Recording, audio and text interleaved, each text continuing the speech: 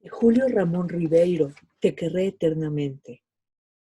A fuerza de recorrerlo, el mar había ido perdiendo para mí su poder mitológico. Cuando me inicié en estas travesías, creía ver por todos sitios sirenas y tritones. Algunas noches de solitaria borda me pareció distinguir también a flor de agua, bajo la leche lunar, algunas de esas serpientes marinas que solo atisban, locos de alcohol, algunos de esos bien brutecidos lobos de mar que rondan por muelles y tabernas. Pero ahora, en mi cuarto viaje, el mar me aburría.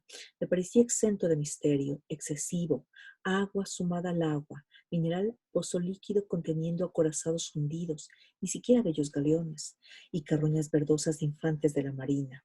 Los argonautas de la antigüedad se habían convertido ahora en sucios marineros que comían espagueti y hacían contrabando de cigarrillos. Decepcionado del piélago y de la tripulación, mi único entretenimiento era observar a los pasajeros. Descubrí entonces al extraño hombre enlutado que viajaba en primera. En todos los barcos hay siempre un pasajero silencioso, pero el silencio de este hombre canoso ya sobrepasaba los límites que impone la timidez, el aburrimiento o el menosprecio. Parecía ser un silencio de orden metafísico. Yo recordaba haberlo visto subir en Cannes, con un equipaje monstruoso que excedía con holgura la tonelada métrica a la que tiene derecho todo pasajero. Si bien viajaba en primera, era corriente verlo al atardecer bajar a la cubierta de segunda y pasearse de babor a estribor, con el paso indeciso de quien se desliza no por el espacio natural del paseo, sino de algún espacio interior ajeno a toda medida. Aquel hombre, sin duda, caminaba por su pasado. Su mirada parecía estar detenida en una lejana imagen de la cual ningún paisaje, ninguna travesía podían arrancarlo. Poco a poco, adicionando mis observaciones, pude comprobar que el enlutado cumplía por el barco un itinerario mucho más inquietante del que a primera vista podía suponerse. Las mañanas las pasaba en primera, acodado en la baranda. Por las tardes debía dormir la siesta, como corresponde a todo hombre elegante a quien el mar no altera el orden de sus hábitos terrenos. Al atardecer iniciaba su circulación por las cubiertas de segunda, pero en la noche, lo que descubrí durante mi primer insomnio descendía aún más y se perdía en las más lóbregas bodegas, las que se encuentran, y lo digo con cierto pavor, bajo el nivel del mar. Le acompañaba un marinero viejo en cuyo antebrazo podía leerse claramente este tatuaje: «Me la pagarás, Giselle». Se perdían por una escalera estrecha, situada más allá de la sala de máquinas, señalada por un letrero que prohibía el descenso a todo pasajero. Pero el enlutado debía gozar de un estatuto especial, pues, precedido por su guía, abordaba el caracol oscuro con toda impunidad y con la arrogancia adicional de un gran señor inspeccionando los sótanos de su castillo. Estos descensos a las bodegas, que se prolongaron durante los primeros días del viaje, me intrigaron en extremo. Como era imposible atravesar esa barrera de silencio que el enlutado oponía a todo el que osara hacer algún avance amistoso, decidí conquistar al marinero. Yo había seguido sus pasos y sabía que después de la cena se acercaba al bar por una ventanilla reservada a los tripulantes y pedía una cerveza. Una noche, antes de cruzar Gibraltar, me aposté en ese lugar y cuando el marinero, apoyado en la borda, chupaba del bollete de su botella, lo asedié. El tatuaje fue el pretexto, y estimulado por mis preguntas y una segunda cerveza que le invité, me comenzó a contar la historia de Giselle, banal amor de juventud, del cual lo único memorable que quedaba era el tatuaje de su brazo. Yo padezco de insomnios, le dije al fin. Me gusta pasearme hasta tarde por las cubiertas. Varias veces lo he visto bajar a las bodegas con un hombre de negro. El marinero no me dejó continuar. Me miró con desconfianza, sorbió el concho de su botella y arrojándola al mar, se alejó rápidamente. Al día siguiente lo encontré. Volvimos a beber y no tuve más remedio que sobornarlo. Por un resto de honor, el marinero se negó a hacerme cualquier revelación, pero se comprometió a no cerrar esa noche la puerta tras de sí cuando bajaran a las bodegas. A la hora acostumbrada, por el pasillo ya desierto, el enlutado apareció conducido por el viejo del tatuaje. Cuando desaparecieron por la escalera prohibida, salí de mi escondite y descendí las espirales hasta llegar a la puerta de acero. Mi cómplice la había dejado entreabierta. Empujándola suavemente, introduje la cabeza y traté de orientarme en medio del hacinamiento de maletas y embalajes. Una voz me guió. Era el enlutado, el que hablaba en perfecto italiano. Mañana en la noche lo llevaremos a mi camarote.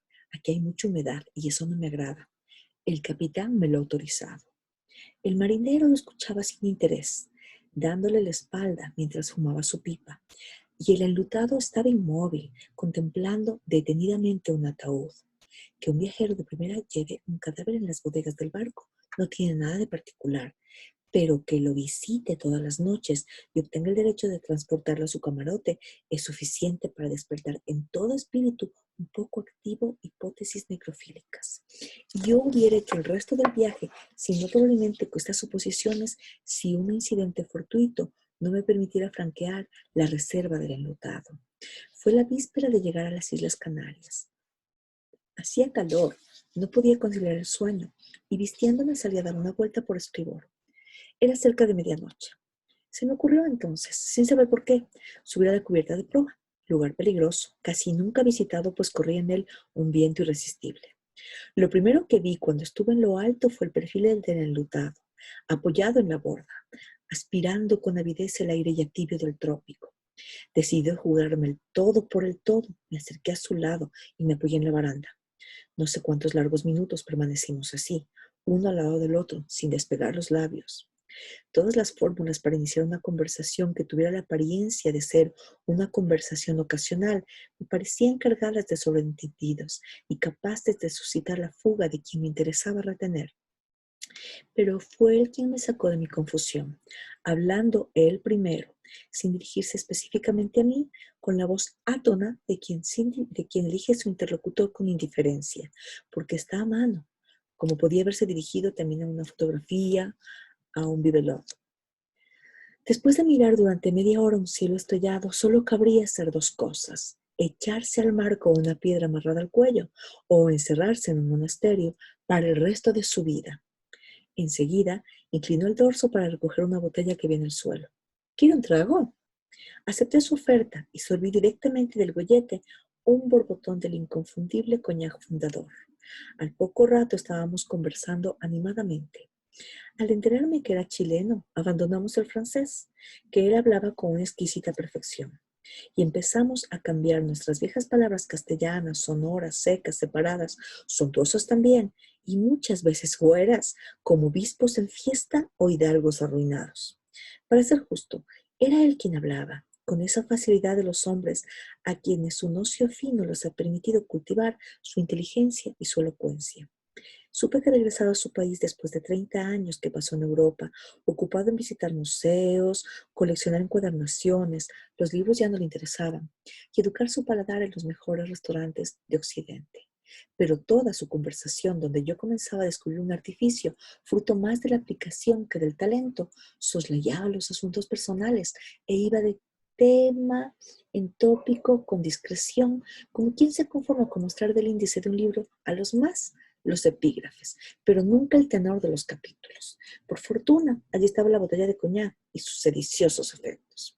Provocando su brindis, verificaba con paciencia la lenta disolución de su censura. En fin, en Popayán, a las 4 de la mañana, terminado el fundador, el enlutado me obligaba casi a relamer su pobre alma desnuda en la palma de su mano.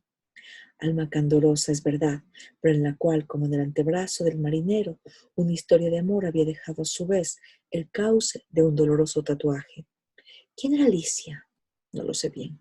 Solo recuerdo, porque a fuerza de beber mi atención se relajó, que me habló apasionadamente de un gran amor, pleno de comprensión y de talento, de aquellos que explican la vida y la perdonan, irregular como todos los grandes amores, prodigador de dicha y de amargura, y que marchó irremediablemente hacia una catástrofe terminal. Después de haber vivido 30 años juntos, Alicia había muerto y ahora, sin estímulos ya, deshecho, el enlutado regresaba a su país a enterrar a su amante y a morir. Nos conocimos justamente un 15 de marzo, como hoy día. Por eso es que me he emborrachado a la mala como un vaporino. Me da vueltas la cabeza. Ahora me voy, discúlpeme. Y sobre todo, no se extrañe si al volvernos a ver no le dirijo la palabra. A raíz de ese diálogo dejé de verlo. Llegamos además a las Canarias, bajé al puerto y como cada vez que pisaba tierra me pareció mudar de piel, de preocupaciones e iniciar una existencia diferente. En esa vida en miniatura que es un viaje en barco, cada escala tiene el mismo valor que el paso de las estaciones o la iniciación de los grandes ciclos vitales. Atravesábamos el Atlántico. La Cruz del Sur apareció en el cielo, lo que me permitió comprobar que me entraba al fin en mis jardines siderales.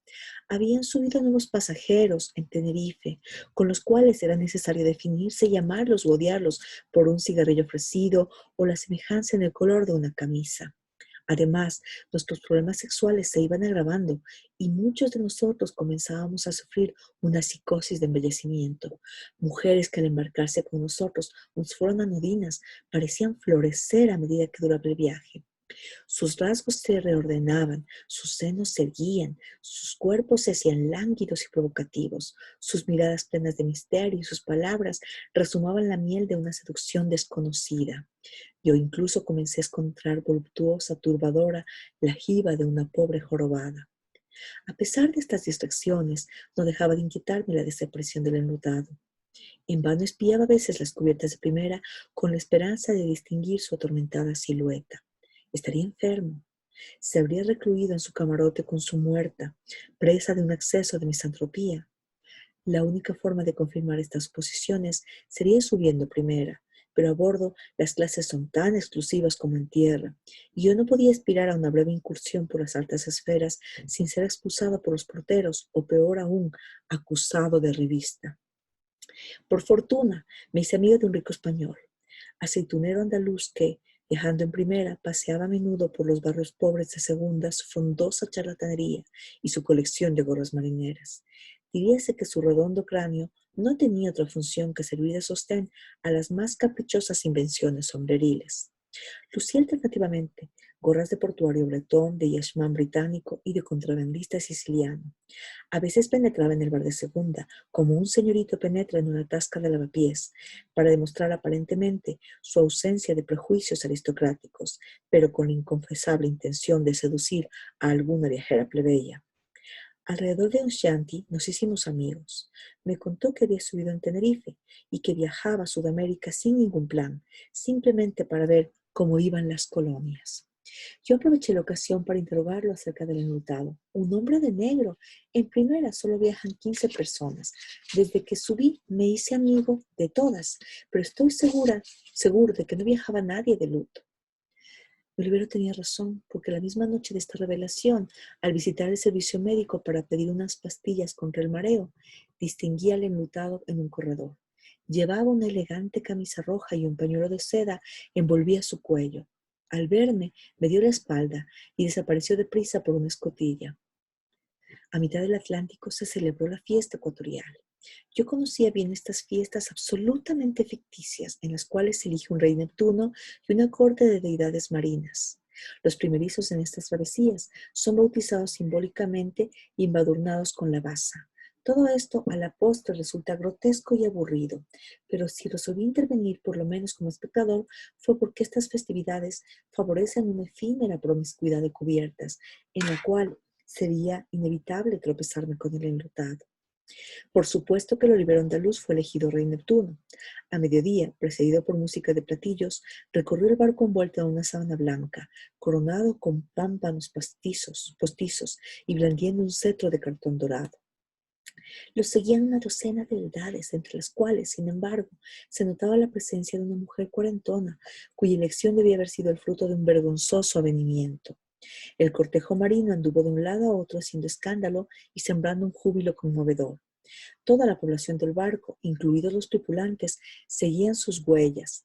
Hasta el inaccesible capitán se dignó bajar de su puente y como un súbdito más, pero con el uniforme lleno de medallas, se asomó al séquito.